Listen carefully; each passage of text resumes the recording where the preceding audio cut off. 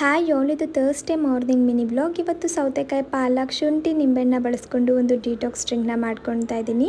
ಹಾಗೆ ಇವತ್ತಿನ ತಿಂಡಿಗೆ ನನ್ನ ಹಸ್ಬೆಂಡ್ ಚಪಾತಿ ಮಾಡಿ ಮೊಟ್ಟೆ ಪಲ್ಯ ಮಾಡು ಅಂತ ಹೇಳಿದ್ರು. ಖಾಲಿ ಚಪಾತಿ ಮಾಡೋದಕ್ಕಿಂತ ಅದಕ್ಕೆ ಸ್ವಲ್ಪ ಕ್ಯಾಬೇಜ್, ಕ್ಯಾರೆಟ್ನ ಸೇರಿಸಿ ಮಿಕ್ಸ್ ಮಾಡಿ ಚಪಾತಿನ ಮಾಡ್ಕೊಳ್ತಾ ಇದ್ದೀನಿ. ಹಾಗೆ ಮೊಟ್ಟೆ ಪಲ್ಯ ಜೊತೆಗೆ ಸ್ವಲ್ಪ ದಂಟಿನ ಸೊಪ್ಪಿನ ಪಲ್ಯ ಕೂಡ ಮಾಡ್ಕೊಳ್ತಾ ಇದ್ದೀನಿ. ಇದಕ್ಕೊಂದು ಜಾರ್ಗೆ ಈರುಳ್ಳಿ, ಬೆಳ್ಳುಳ್ಳಿ, ಕೊತ್ತಂಬರಿ ಸೊಪ್ಪು, ಒಣಮೆಣಸಿನ್ಕಾಯಿ ಪುಡಿನ ಹಾಕಿ ಗ್ರೈಂಡ್ ಮಾಡಿಕೊಂಡು ಒಂದು ಕಡಾಯಿಗೆ ಕಡಲೆಬೇಳೆ, ಉದ್ದಿನಬೇಳೆ, ಸಾಸಿವೆ, ಒಣಮೆಣಸಿನ್ಕಾಯಿ, ಕರಿಬೇವು ಜೊತೆಗೆ ರುಬ್ಬಿರೋ ಮಸಾಲೆ ಸೇರಿಸಿ ಮಸಾಲೆ ಹಸಿ ವಾಸನೆ ಹೋಗೋವರೆಗೂ ಹುರ್ಕೊಂಡು ಅದಕ್ಕೆ ತೊಳೆದಿಟ್ಕೊಂಡಿರೋ ದಂಟಿನ ಸೊಪ್ಪು, ಉಪ್ಪನ್ನ ಸೇರಿಸಿ ಸೊಪ್ಪನ್ನ ಸ್ವಲ್ಪ ಬಾಡಿಸ್ಕೊಂಡ್ಬಿಟ್ಟು ಅದಕ್ಕೆ ಸ್ವಲ್ಪ ಧನಿಯಾ ಪುಡಿ, ಗರಂ ಮಸಾಲ, ತೆಂಗಿನಕಾಯಿ ತುರಿ ಸೇರಿಸಿ ಬೇಯಿಸ್ಕೊಂಡ್ಬಿಟ್ರೆ ದಂಟಿನ ಸೊಪ್ಪಿನ ಪಲ್ಯ ರೆಡಿ ಆಗುತ್ತೆ. ಇದನ್ನು ನಾವು ಚಪಾತಿ ಜೊತೆಗಲ್ಲದೆ ಅನ್ನದ ಜೊತೆಗೂ ಕೂಡ ನೆಂಚ್ಕೊಳ್ಬೋದು. ತುಂಬಾ ಚೆನ್ನಾಗಿ ಹೊಂದ್ಕೊಳುತ್ತೆ. ಇನ್ನು ನನಗೆ ಸ್ವಲ್ಪ ಪೈನಾಪಲ್ ಹಾಕಿ ಸ್ಮೂದಿ ಮಾಡ್ಕೊಂಡ್ಬಿಡೋಣ ಅಂತ ಒಂದು ಜಾರ್ಗೆ ಓಟ್ಸ್ ಜೊತೆಗೆ ಗೋಡಂಬಿ, ಪೈನಾಪಲ್, ಡೇಟ್ಸ್, ಅರಿಶಿನದ ಪುಡಿ, ಪೆಪ್ಪರ್, ನೀರು ಹಾಕಿ ಗ್ರೈಂಡ್ ಮಾಡ್ಕೊಂಡು ಅದಕ್ಕೆ ಸ್ವಲ್ಪ ಚಿಯಾ ಸೀಡ್ಸ್ನ ಸೇರಿಸ್ಕೊಂಡು ಕೊನೆಯಲ್ಲಿ ಕೋಕೋ ಪೌಡರ್ ಹಾಕೊಂಡು